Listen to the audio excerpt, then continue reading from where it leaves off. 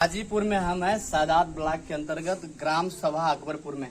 आज अकबरपुर में देश के पूर्व प्रधानमंत्री और किसानों के नेता श्री चौधरी चरण सिंह की जयंती है। आज जयंती पे हमारे बीच में विशेष आमंत्रित सदस्य कार्यकारिणी में प्रदेश में और जखनिया का प्रभारी बनाए गए हैं डॉक्टर विजय यादव जी हैं। आज बाबूजी, आज जयंती पे चौधरी चरण सिंह के सादात के लोगों को और जखनिया के पूरे लोगों को क्या संदेश देंगे?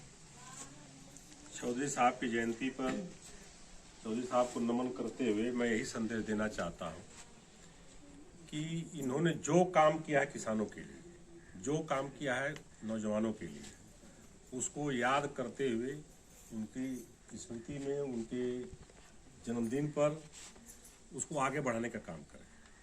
चौधरी साहब ने बहुत बड़ा काम किया था। उन्होंने जिम्मेदारी प्रथा को तोड़ा, उन्होंने पटवारी प्रथा को तोड़ा। आज जो भी लोग आप लेखपाल देख रहे हैं, आज बैकवर्ड के लोग, बहुत से लोग लेखपाल, एक ही जात विशेष के लोग लेखपाल पटवारी के नाम से हुआ करते थे। ये चौधरी साहब की देन है कि वह लेखपाल हर जात धर्म के लोग होने लगे। उसी तरह से जमीन जमींदारों की थी, हम लोगों से कर वसूला जाता था। उन्होंने कहा कि जो जमीन जो जोत रहा है, बो रहा है, वो जमीन उसकी हो गई। उन्होंने पारित कर दिया और हम लोग जमीन के मालिक बन गए। हम लोग के दादा परदादा पीढ़िया हम लोग के नाम जो नामांतरण हो रहा है, ये इनकी देन है। ऐसे ऐसे बहुत काम इन्होंने किया। नहर पर चलने का अधिकार नहीं था, नहर पर अंग्रेजों के समय से चलने का अधिकार नहीं था, उन्होंने उसको तोड़ा।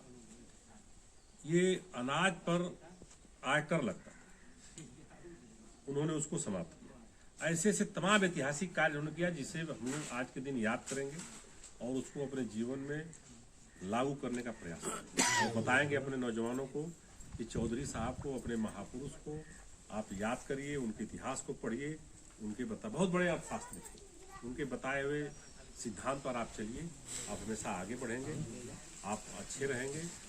इन बातों को आज ध्यान में रखे।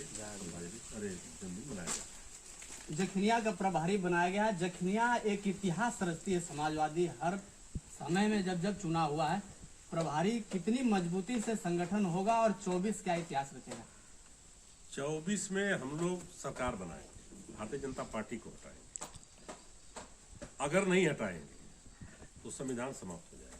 संविधान समाप्त हो जाएगा तो फिर न वोट देने का अधिकार रहेगा और न बोलने का अधिकार रहेगा। इसलिए हम लोग लगे हुए हैं। हम तो गांव गांव घुमा जा रहा है, गांव गांव के हर बूथ पर, हर गांव में जाके हम लोग जागरूक कर रहे हैं, बता रहे हैं कि भारतीय जनता पार्टी एकदम संविधान को समाप्त करने के लिए लगी हुई है।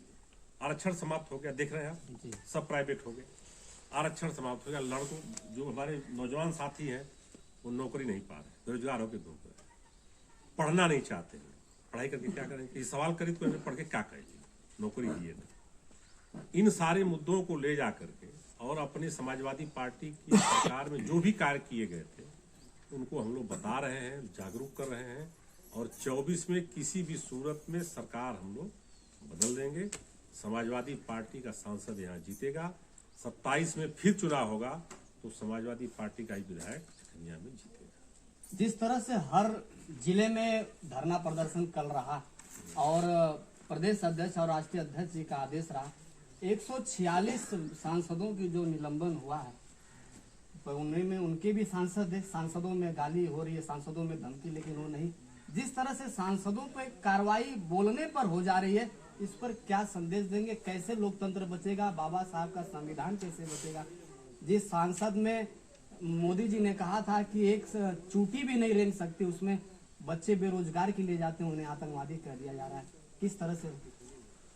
देखिए, संसद में 146 सांसद बाहर किए गए। वो केवल इसलिए बाहर किए गए कि उन्होंने सवाल किया। इस सरकार से सवाल करना ही सबसे बड़ा अपराध है।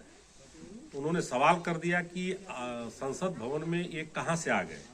भारतीय जनता पार्टी के ये एमपी सांसदों के पैड पर उनको पास मिला, तो दूसरे दलों के सांसद, विपक्षी सांसद, उन्होंने सवाल किया कि ये सांसद ये इन्होंने पास क्यों दिया।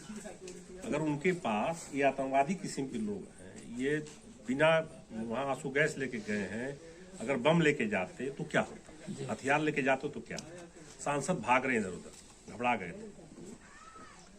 तो सरकार अपनी बात दबाने के लिए, अपनी कमी को छिपाने के लिए सांसदों को बाहर कर दी। ये निरंकुश सरकार है।